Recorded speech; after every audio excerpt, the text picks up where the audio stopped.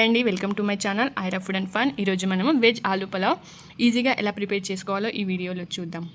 Veg pulao కోసం 1 glass వరకు basmati rice తీసుకోవాలండి.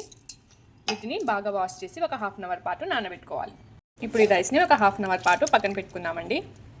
ఇప్పుడు స్టవ్ ఆన్ చేసి ఒక కడాయి పెట్టుకుందామండి. అందులో 2 టేబుల్ స్పూన్స్ ఆయిల్ వేసుకుందాము.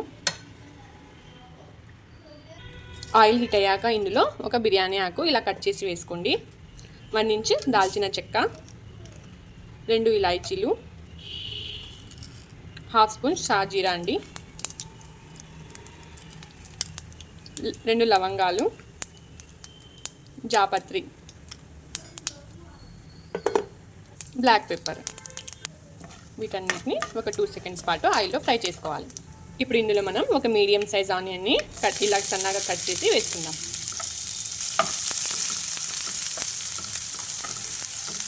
ఒక 3 పచ్చిమిర్చీలను ఇలా కట్ చేసి వేసుకోవాలి. ఇప్పుడు ఆనియన్స్ సాఫ్ట్ అయ్యేంత వరకు మనం కుక్ చేసుకోవాలండి.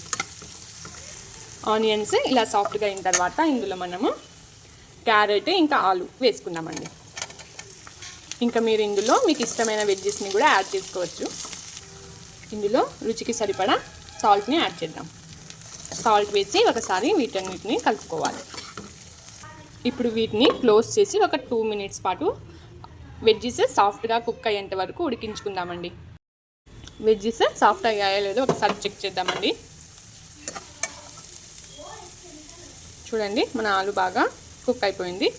ఇప్పుడు ఇందులో మనం ఒక హాఫ్ స్పూన్ జింజర్ గార్లిక్ పేస్ట్ని యాడ్ చేద్దాం. ఈ జింజర్ గార్లిక్ పేస్ట్ పచ్చి వాసన వెళ్ళేంత వరకు దీన్ని కూడా ఫ్రై చేసుకోవాలండి.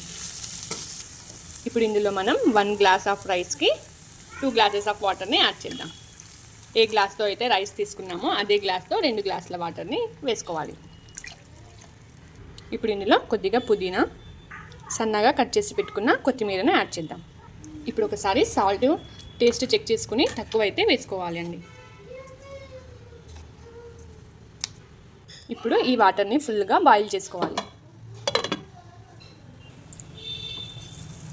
చూడండి, వాటర్ బాగా బాయిల్ అవుతుంది. ఇప్పుడు ఇందులో మనము సోక్ చేసి పెట్టుకున్న రైస్ని వేసుకుందాం. ఇప్పుడు ఇందులో పైనుంచి కొద్దిగా నట్మెగ్ పౌడర్ని ఇలా గ్రేట్ చేసి వేసుకోవాలి. ఒక హాఫ్ స్పూన్ వరకు పౌడర్ని గ్రేట్ చేసుకోండి.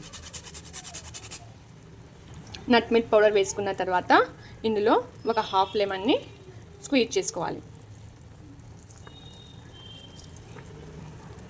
వీటన్నిటిని ఒకసారి మిక్స్ చేసుకుందామండి. ఇప్పుడు దీన్ని క్లోజ్ చేసి మంటను మీడియం ఫ్లేమ్లో అడ్జస్ట్ చేసుకొని కుక్ చేసుకుందాం. మనం ఒకసారి చెక్ చేద్దామండి.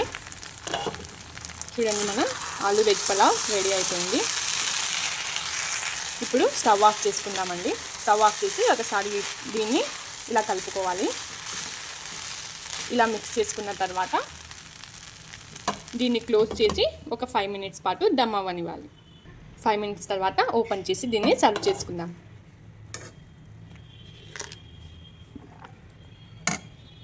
అంతే అండి, మన వేడి వెజ్ ఆలూ పులావ్ రెడీ అయిపోయింది. దీన్ని మీరు వీకెండ్స్లలో పిల్లల లంచ్ బాక్స్లోకి చాలా ఈజీగా ప్రిపేర్ చేసి ఇవ్వచ్చు. మీరు కూడా ఈ రెసిపీని ట్రై చేయండి. మన ఛానల్ని లైక్ అండ్ షేర్, సబ్స్క్రైబ్ చేసుకోండి. Thanks for watching.